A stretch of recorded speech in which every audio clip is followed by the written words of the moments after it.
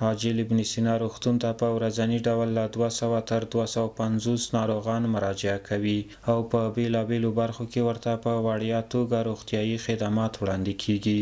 د یاد روغتون مسؤلین وایي چې د درملنې لپاره ښې اسانتیاوې هلته شتون لري.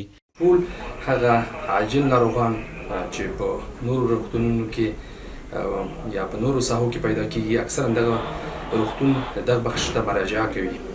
الحمدلله زمون پرسونل کافي وړتیا لري او د دوی هغه عاجل کارونه ټول ترسره کیږي. عاجله خونه تقریبا په ورځ کې تقریبي ډول سره د 200 نه تر 250 هغه عاجل ناروغان دلته مراجعه کوي. د اسلامي امارت پر راتګ سره دلته د کارکوونکو یعنی ډاکټران او نرسان هغوی ټول بشپړ شوي دي یعنی مقرر شوي دي. کافي اندازه پرسونل لرو او په ضمن کې هغه ضروري ادویه او لابراتواري معاینات چې باید یو عاجل ناروغ ته ترسره شي الحمدلله په دې روغتون کې اوس شتون لري.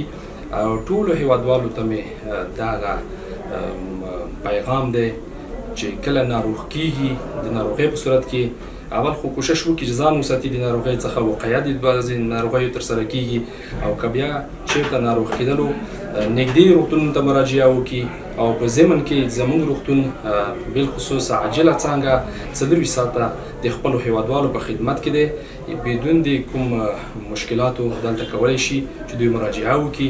انشاءالله هغوی ته به ټول خپل هغه صحیح د خدمات چې زموږ په وس کې وي په احسن وجه ترسره کیږي. دا یادونې وړ ده چې په هیواد کې د بیلابیلو روغتیايي مرکزونو او روغتونونو په خدماتو کې د پام وړ ښه والی رامنځته شوی چې د بیلابیلو ناروغیو د درملنې غوره اسانتیاوې پکې شتون لري او د ناروغانو ښه درملنه پکې ترسره کیږي.